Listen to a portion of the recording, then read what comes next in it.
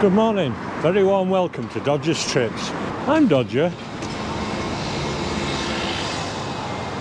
Today, leaving the bright lights of Blackpool, leaving the seagulls behind, and I'm going on a train journey. 2 trains. It's going to be about an hour's journey out of Blackpool North. Now if you're into films, like movies, cinema history, I'm going to visit one of the primary locations that was used in the filming of the second best, or being regularly voted the second best British film of all time. So if you know your cinema history, you might know it. But if not, I'll see you when I get there. I've just travelled from Blackpool North to Preston Station, and now I'm sat on a train that's heading to Barrow in Furness. Going to be leaving Preston in a few minutes, and I've only got 2 stops, and then I'm at my destination, so it shouldn't be too long.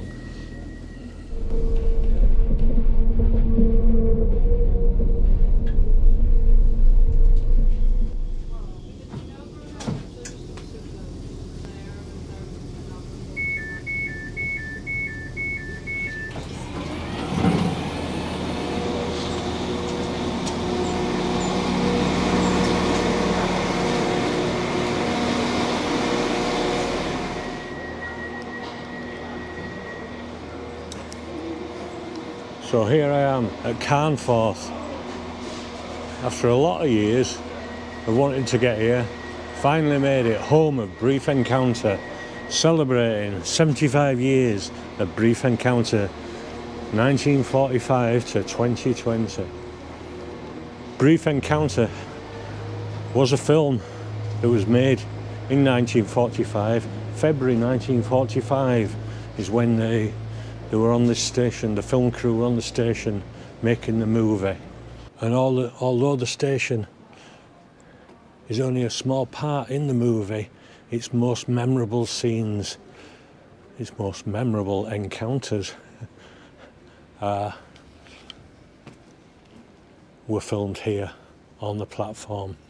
Now the filming took place in February 1945. The director was David Lean, and the story was based on a 1-act play, 25-minute play by Noel Coward called Still Life. Coward had wrote the play in about 1936, and we've just got an express going through.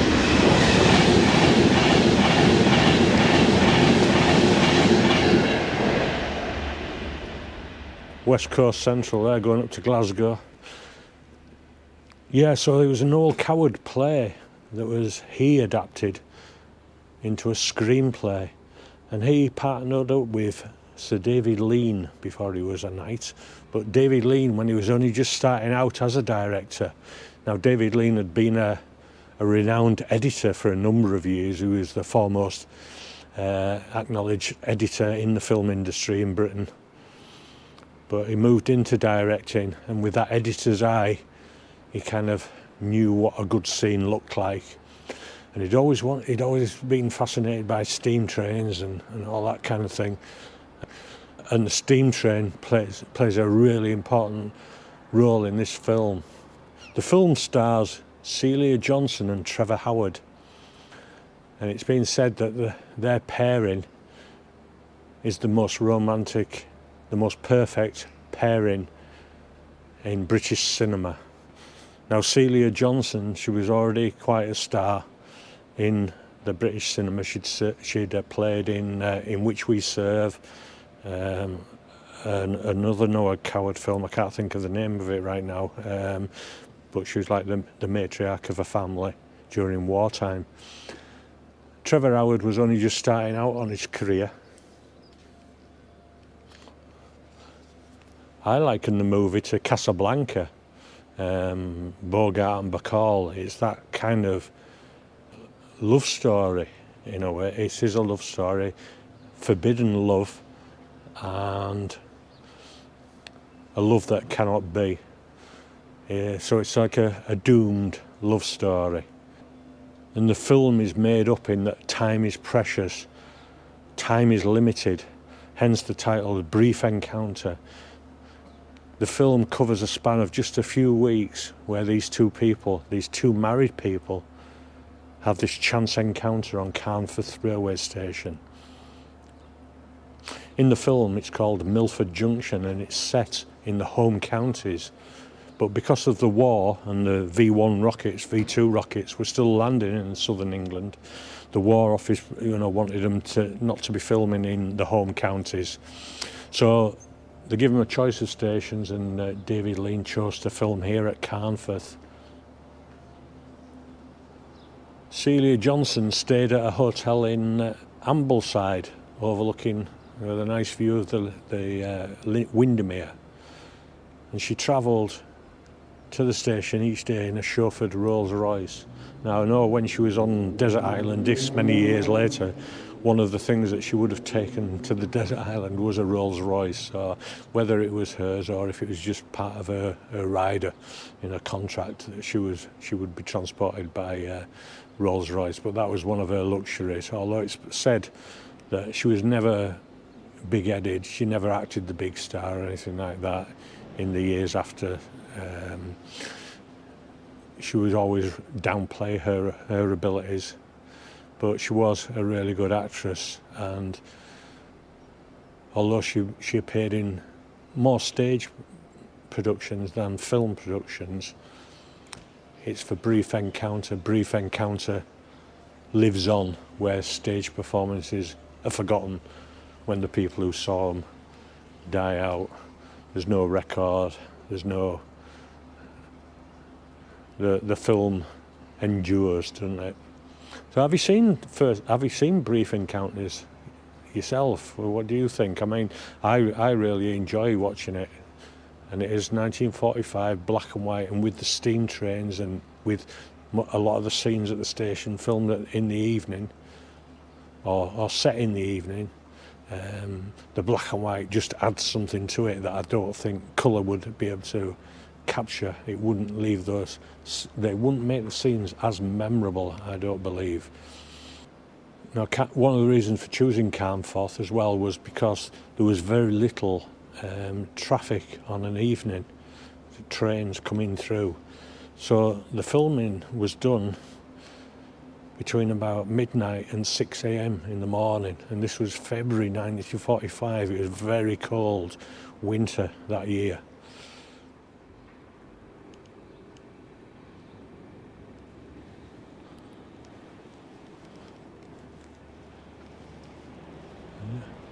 Just show some of the artwork here on the station at Carnforth, showing the attractions of the Lancaster and Morecambe region.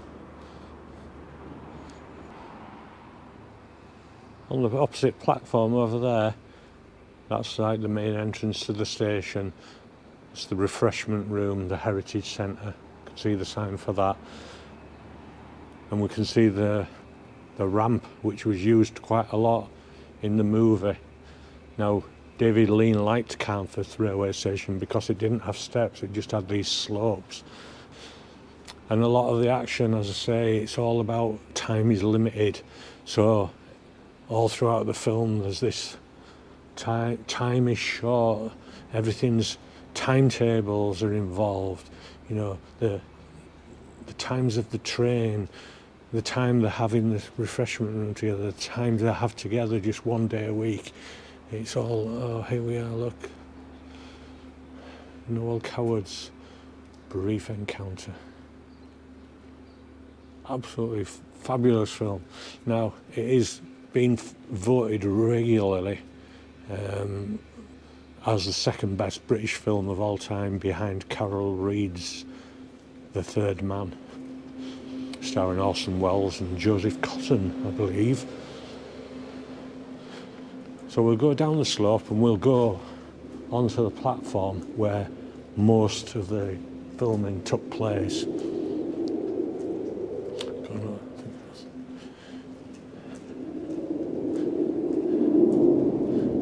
Now this is the main line to Glasgow, and it's the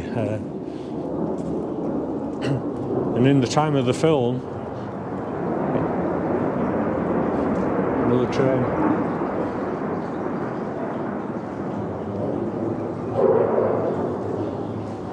London Midland and Scottish Midland Railway ran the main line through here, and they loaned the film company an engine and a couple of carriages for and the railway crew.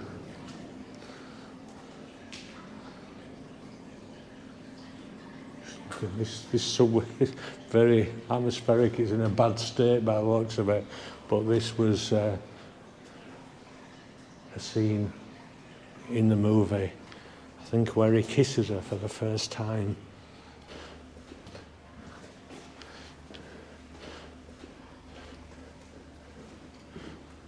They come down the slope here, walk along, and it's just about at this point here where Trevor Howard gives Celia Johnson a kiss and tells her he loves her. They have to dash for the train up the ramp. There's scenes of Celia Johnson running down the slope, Trevor Howard running up to meet Celia.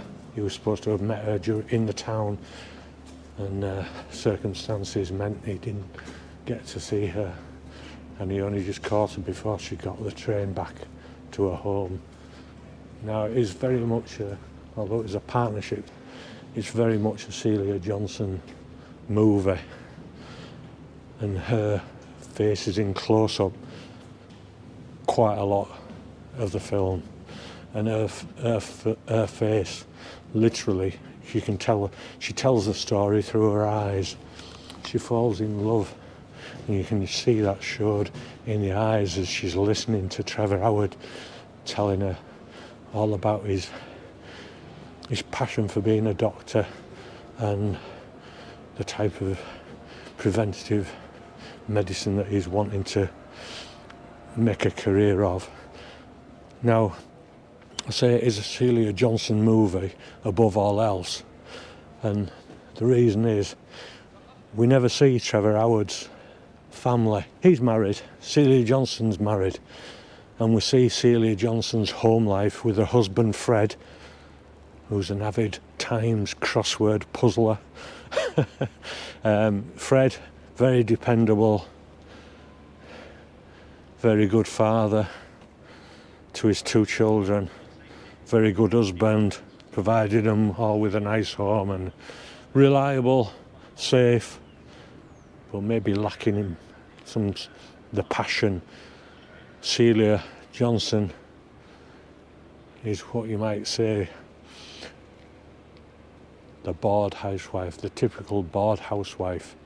And there's this chance encounter when she gets some grit in her eye, standing on the platform here at Carnforth, or in the film Milford Junction, and she goes into the refreshment room to ask for a glass of water to rinse her eye out.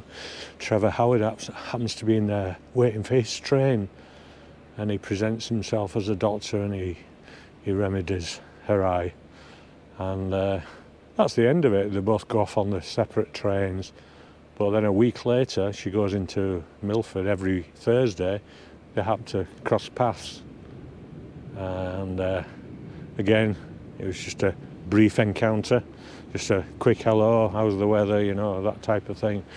And then a week later he happens to come into the same cafe that Celia Johnson is having lunch and listening to this little quartet of or trio of musicians. So there's no room in the cafe apart from the table that Celia Johnson sat at, and then she invites Trevor Howard to sit down, and from there the story unfolds. So all the while it's this torment, this torture, these feelings, these mixed feelings tearing away at her. She shouldn't be meeting up with him. She shouldn't be going to the cinema. She shouldn't be going for, rides out in the country with him. I'm not going to say too much. You can maybe enjoy the film. You can find it on YouTube, watch it for free. It's there, the full movie. So yes, the film is this love that cannot be because of the times that they live in. You know, it's just not the done thing. It's not the proper thing to do. All the social, I'm not very good with words. Sorry, I'm not very good with words at all. But the social way of thinking. You know, you don't go off and have affairs when, you know, she says in the movie, she says, I'm a happily married woman, or at least I was, until a few weeks ago when I met this Trevor Howard. So she's torn in two directions. Her husband on the one hand has kids, nice home, husband nice and reliable, and then there's the excitement, the thrill of meeting up with Trevor Howard. So we get to see Fred, we get to see Celia's two children, but we don't see anything of Trevor Howard's wife or his kids. We get a very brief description of her.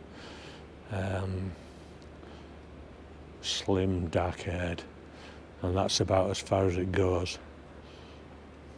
But brilliant film, and the steam engines, and they're filmed, as I say, at night time during the hours of sort of midnight to 6 a.m. and it was very cold, and you see the sort of cold air coming out of the mouths of the talking, you can tell, and it all sort of adds to the atmosphere. The black and white photography, cinematography, it all adds to the atmosphere, and this film just keeps you gripped from beginning of end to the end.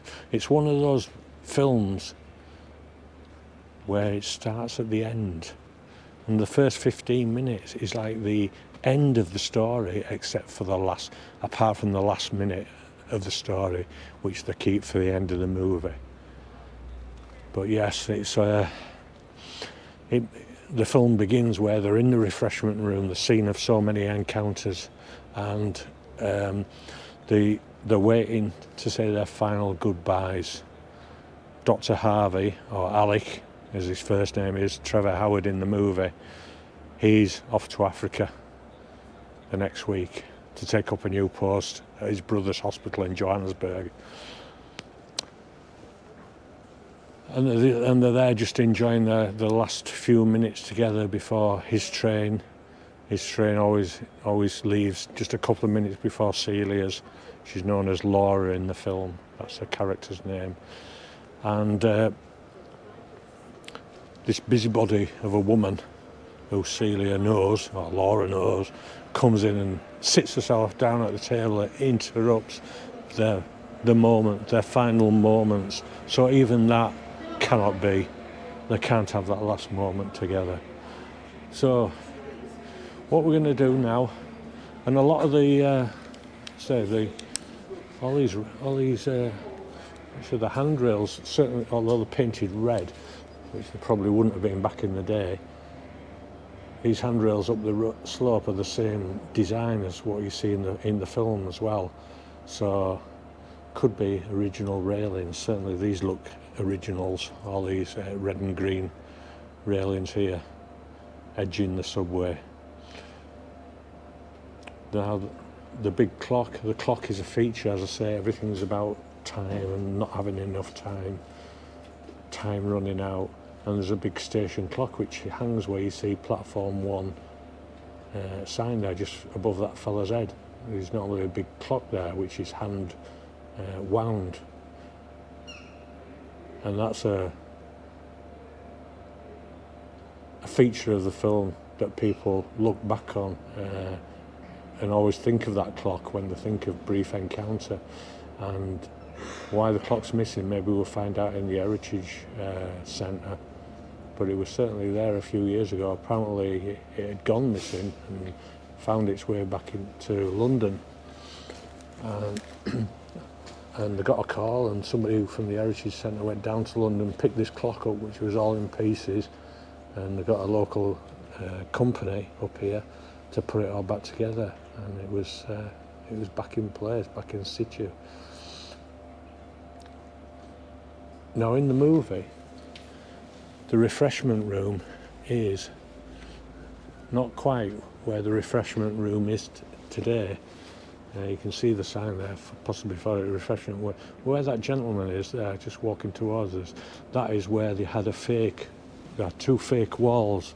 They had like an end of the room and a long bit with like these fake windows and doors. The actual refreshment room was filmed in a studio, so it was a studio set, but they based the refreshment room in the movie on the refreshment room that they found here at Carnforth. So I think I'm going to go in the Heritage Centre first, and then we'll go in the refreshment room for some lunch.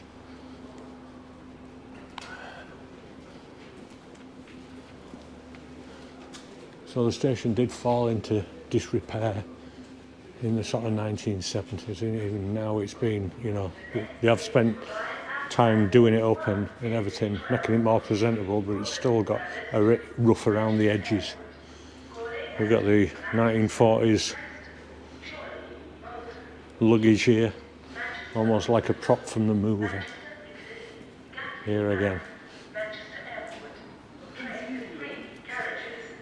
Coronation Scott. It used to thunder through Estbank. As I say, the movie was set in this fictional station of Milford Junction, but the film crew let them leave there.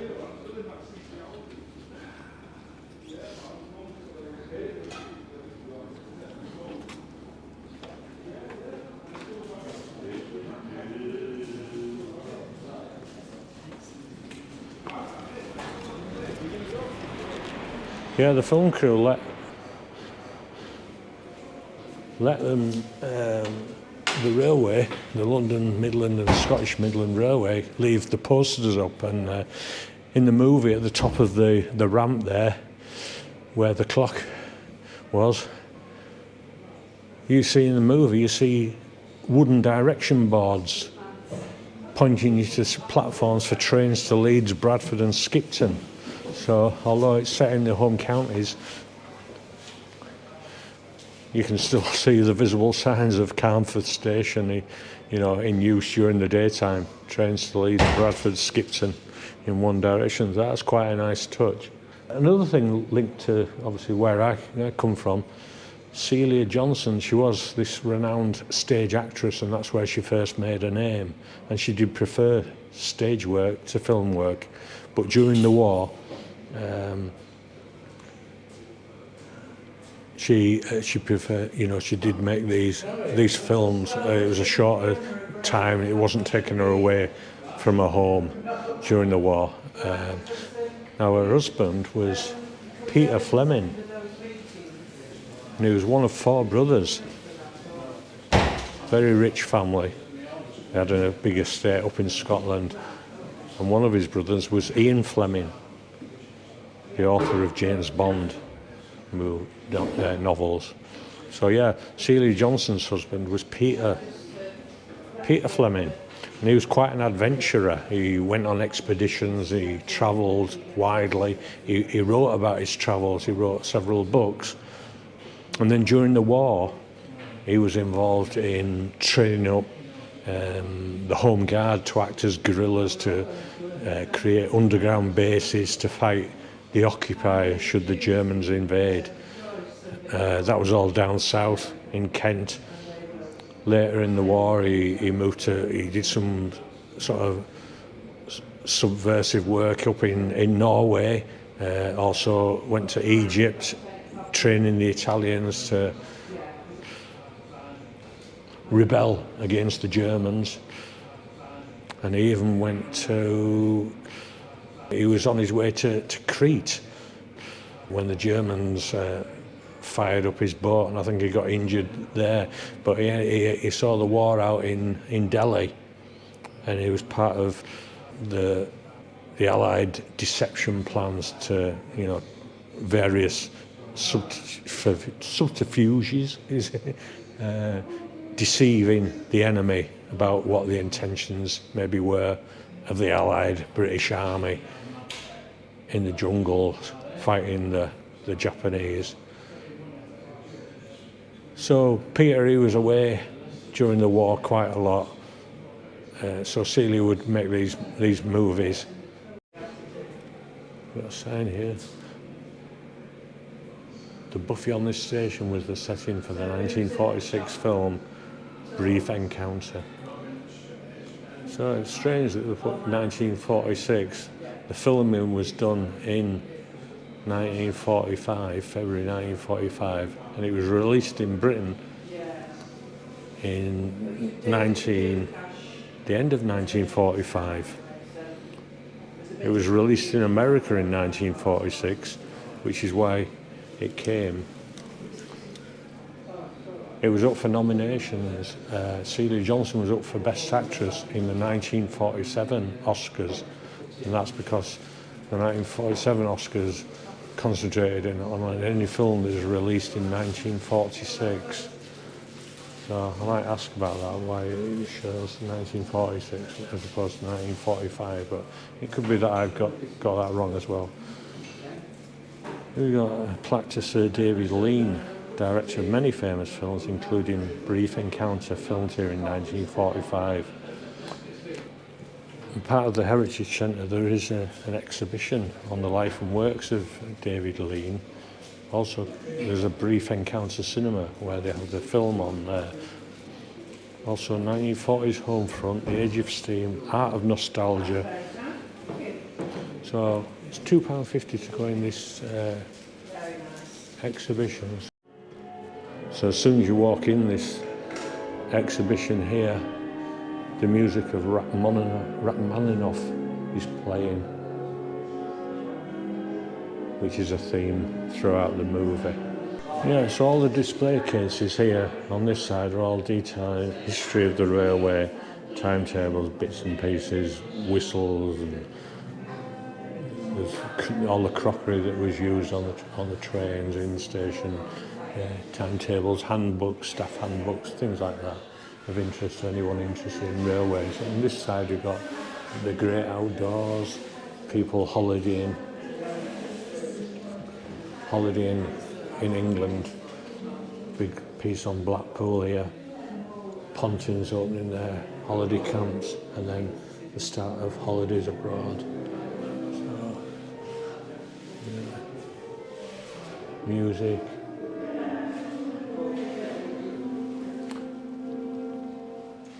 Advent of rock and roll, sporting trips that they would make, TT races at Isle of Man.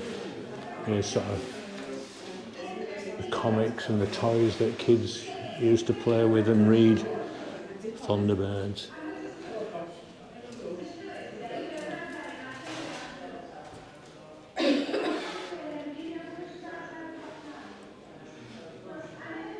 Into the 1960s, the Beatles, Mary Kwan, Vogue magazine. And then films into more modern day.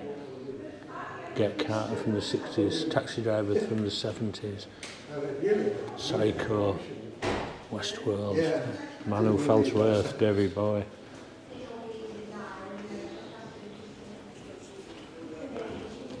Yes. Got a bit of a quiz. Who remembers the movie stars of old? James Mason. I think he was from Hull, wasn't he? Dirk Bogart, Elizabeth Taylor. Can't think her name. What's her name? Vivian Leigh. Vivian Leigh, of course, yes. Right, let's go through into the Brief Encounter cinema. Here we have the film credits, Celia Johnson. Letter from Home, a Ministry of Information film, was her film debut. In Which We Serve, which I mentioned, Dear Octopus, This Happy Breed, that was the one that I couldn't remember the title of. Right through to the prime of Miss Jean Brodie. Yeah, and she lived at Nettlebed in Oxfordshire. There's Trevor Howard, who played the part of Dr. Alec Harvey. He was 32 when Brief Encounter was filmed. Trevor Howard went on to appear in 80 odd films, it says here. So all on the walls we've got stills from the movie. Self-respect, manners and decency. I can't go on any longer. Could you really say goodbye? Never see me again? Yes, if you'd let me.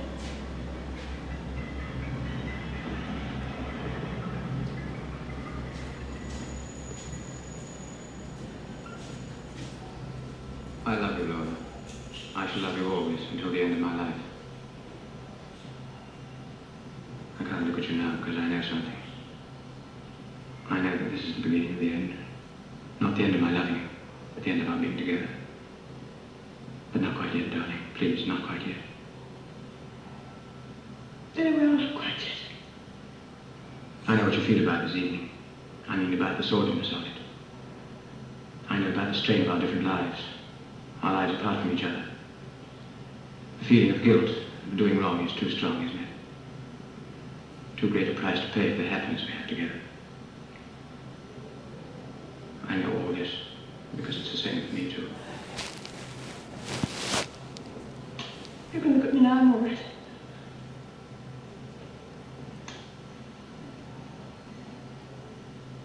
Let's be very careful. Let's prepare ourselves. A sudden break now, however brave and admirable, would be too cruel. We can't do such violence to our hearts and minds. Very well. I'm going away. I see. But not quite yet. Please, not quite yet. She did things up. She knew he gained success. Where? Outside the hospital, drug that. All right, I promise. I've got to do. I've got to explain. Right, going where? Yes. Well, where can you go if I'm about the practice? I had a job with me. I was going to tell you. I was going to take it. But I knew that was the only way out. Where? So I went away. To Hammersburg. All right. Where will you go? Almost immediately. In about 2 weeks' time. Quite near, isn't it? Do you want me to stay? Do you want me to turn down the offer? Oh, don't be foolish, Harry. I'll do whatever you say. It's unkind of you, my darling. The train for Ketchworth is now arriving at platform 3.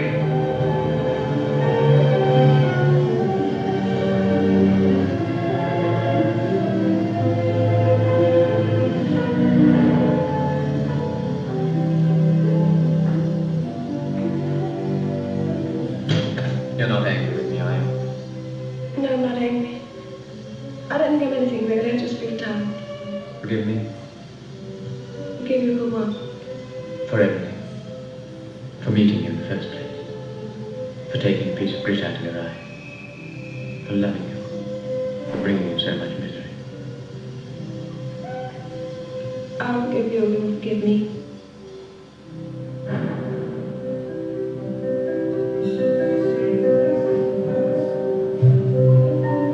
Thursday. All that was a week ago. It's hardly credible that it should be so short a time. Right, so following the Brief Encounter cinema room, we come into this room here, which is dedicated to the 1940s, the war years. Fabulous places, this Heritage Centre. Full of exhibits, full of information boards. And it's all done by volunteers as well. Absolutely fabulous. They have started charging an entry fee nowadays. It cost me £2.50 to come in. Now, the £2.50 that you pay, it's something and nothing, but it's going to help fund some preservation works. Works on improving the building, making sure the building is secure from rain, etc., and that it can go on and last for many, many years to come. So this is the Sir David Lean room. It's an exhibit of his life's work in the cinema.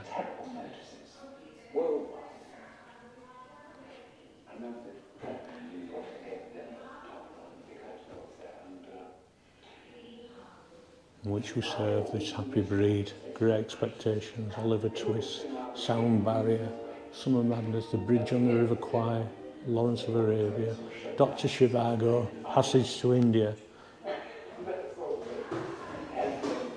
What a CV. I think this has been, yes, we would like to thank the following: David Lean Foundation, British Film Institute, BBC, Peter and Nick Lean, so the Lean family, Margaret Barton.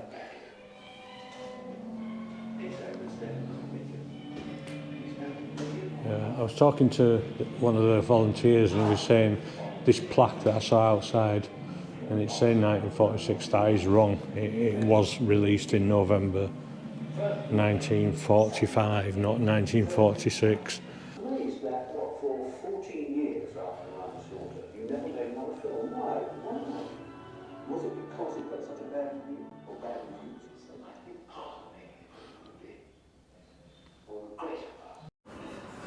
You've got a photo opportunity, Instagram photo, recreate the scene where they agreed to meet the following Thursday. So you can dress up as Trevor Howard or Celia Johnson and have your photo taken. Yeah, so the clock has been missing for 4 years now. Yeah, all sorts of stories. Been getting a little story from the gentleman in the Heritage Centre. So it's still in Carnforth apparently, somewhere in Carnforth. Somebody's holding on to it. So Out of spite. multi-millionaire who lives in the Channel Islands owns it. Oh yeah, no, he does. He died, but Yeah, it's his son who owns it yeah. now. So it's all to do with, like, I think part of it was rotting away or rusting away, and it was a insurance liability that something so heavy might drop on a passenger. Yeah, there's a bar that went across. That was the mechanism there. This is the winding mechanism in this box here. Where you wind it up. Yeah. Somebody used to come and wind it. There we are. Oh. Nuclear flask. Is that what this is?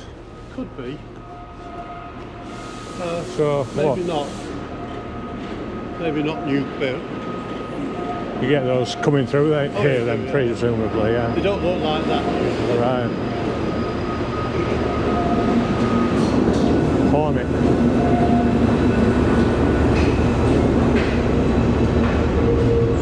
No, they're not. They're just. Well, I don't know what's in them.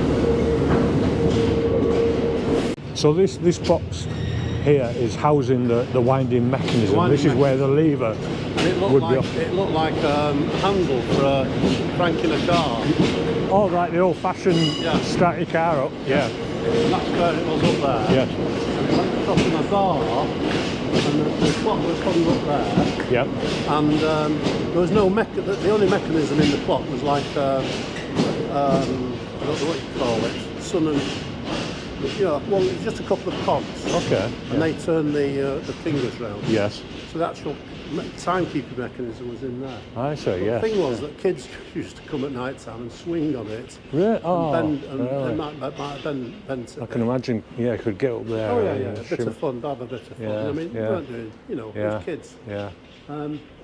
But then it started telling the wrong time, and so Network Rail said you can't have a clock up there which isn't telling the right time. Yeah. And so we took it down, and it went for. I think it did need repairing. The case was all right. Yes. It just needed repairing, and then it went off to be repaired, and then it came back somewhere. And somebody's got hold of it now, and it's like they've got it, and they can only bring it back on their conditions, on their terms. Yeah. Yeah. Apparently, it's all around. This estate is not part of the Heritage Centre. No. And so The clock. You see the fence. yes. That's the Heritage Centre. Yeah. Here is Network Rail. Yeah. So if you fall, if it's icy, if you slip up here, you're going to sue Network Rail. That's who you. If you trip up over there, Yeah. that's the Heritage Centre's problem. Yeah. Yeah. And we did get somebody once tripped up I think they tripped up over here. You see that yellow line? On the floor, Yeah. under that bench. Yes, yeah. I think somebody tripped up over there, and that's why they put that bench there. It doesn't look right there. I think it was where the other one Yeah, was. it does look a bit odd when you think about it. Yeah, Yeah, you think yeah. it'd be up against the wall, but Yeah, yeah. yeah. But it's part of the runaway, isn't it, for the Yeah, water there? Yeah, So yeah, with the drain covering at the end. yeah. Yeah. Anyway, lovely to chat with you there. And that was or is the longest cantilever roof in the world at one time. Really? Yeah. Because this is what we're standing on now. Is sort of 1860s, 1850s, 1860s. Yes. Over there, that's sort of 1930s. I see. You can see the different, very nice. When there used to be all sorts over there, waiting rooms, toilets. Like so many stations Oh yeah. these days, those There's things. no toilets. I mean, Yeah. you could, you get to the toilet In the Heritage Centre there. Centre. Yeah, yeah. Yeah. But there was a platform on the other side of it as well, I guess. No. No, it's always just been the 1, 2. Well, there used to be a couple over there, but they were sort of sidings. Where the car park is, Right, yeah. they were sidings. Yeah. This is the main line. Because it was quite a big goods centre, wasn't it, Carnforth? It was like it was a centre. It was like a route focus in a way. Yeah. Because this, up there, where you see that white fence, the trains used to go in there and they used to go to Leeds. So they used to go to Leeds. That was a separate platform. I But see. now they go, if you want to go to Leeds, go over there. Yeah. The train goes round. Normally they go up to Barrow, Yeah. but some of them branch off to Leeds. Yeah, I came in on a Barrow train. Yeah. But when I watch the movie, I always enjoy it when you see the wooden boards saying Leeds, Bradford, Skipton. You know, even though it's supposed to be home counties. That's right, yeah. I'm from Bradford, so Oh, yeah. that's why it sort of tickles me when I see that Oh, right, yeah. in the film. Yeah. Anyway, Right. Anyway, so I've seen that. I'll go back now and get some from the refreshment room. oh, I you think. can't go wrong in Really? there. Right. Is there anything you recommend? Well, personally, I like tea loaf. Tea loaf. Yeah, you know tea loaf, if they've got it. Oh, never heard of tea loaf. No, it's, Strange as it sounds, but yeah, no. that's what I go for. But anything, sandwiches. Yeah, I think I need some lunch really because I only had a couple of slices of toast this morning. Oh, so, right. Oh, you can't go wrong with it. ready for something. Yeah. Do you know what time it stays open till? Till 4 o'clock. Oh, I'm okay then. Oh, good. Plenty of time. Right, lovely to meet you. Yeah, My you. name's Roger anyway. Right, I'm John. John, hi John. Got a Yeah. meeting now. Okay then. You're in here. Oh, is that we can get in through there? can I? That's how it was in the film. Inside, they reconstructed when Yeah, they reconstructed the station. That's how it was. So this is with the table where they were sitting on the set. Yeah, could be somewhere in there. Yeah. Yeah. Lovely. All right, Right. great stuff. Thanks very much. So inside this extra space in the refreshment room, we've got a big mural settle showing all the Yorkshire Dales, the Three Peaks, Whernside, Clapham, Ingleborough, Benham Station, Ingleton Falls, Yorkshire Dales, Pennygate, right through to Carnforth at the end there. And a neon Brief Encounter with the walls full of steam engines, full of pictures and drawings from Brief Encounter. Oh, little train.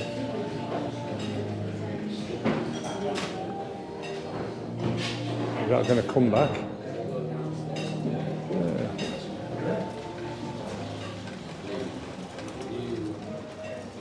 Back into the engine shed.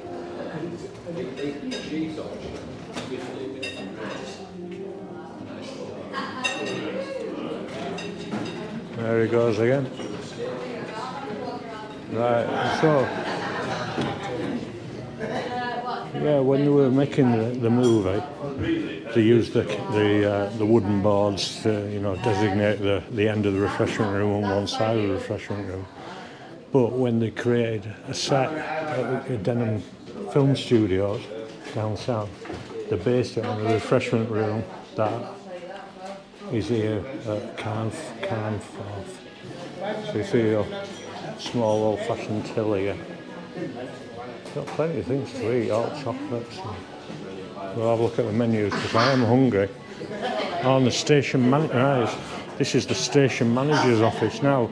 I told you that they did the filming in February 1945, very cold winter, and Celia Johnson wrote about how the station master, a very kind old gentleman, and he would let us stand in here and get warm between scenes. So Celia Johnson spent time in here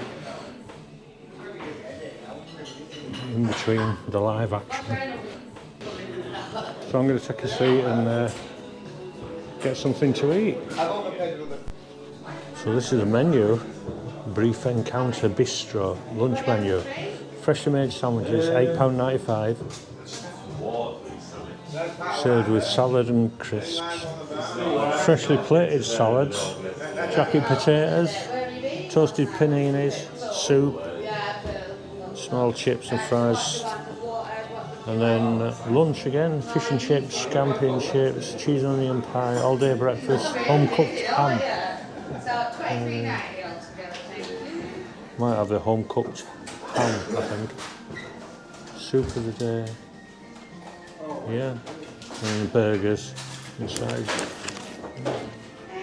Right, yeah, I'm gonna have the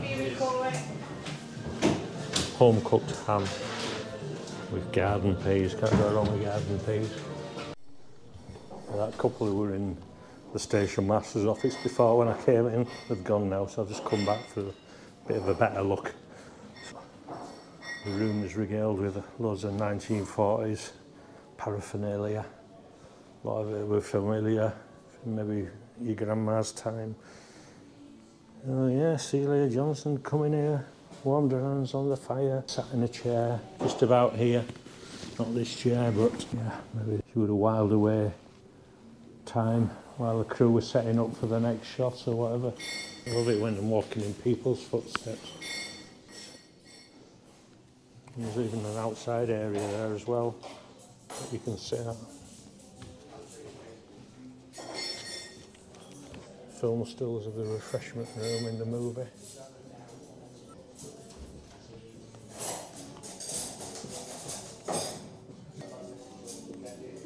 Wow, so look at this. Look how much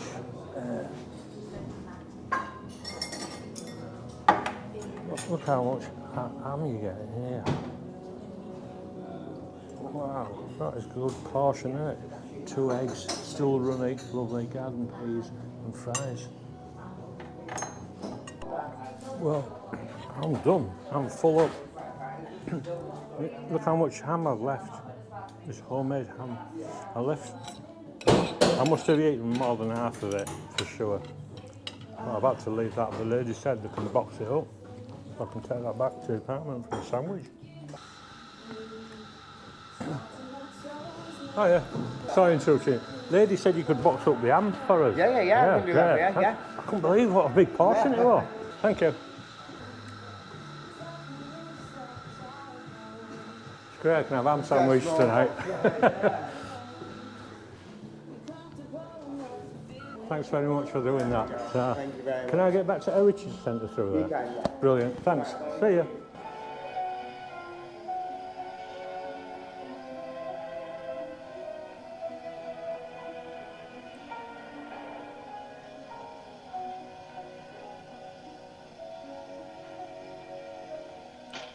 You're not angry with me, are you? No, I'm not angry. I don't think I'm anything really. I just feel tired. Forgive me Forgive you for what? for everything. For meeting you in the first place. For taking a piece of grit out of your eye. For loving you. For bringing you so much misery. I'll forgive you if you'll forgive me.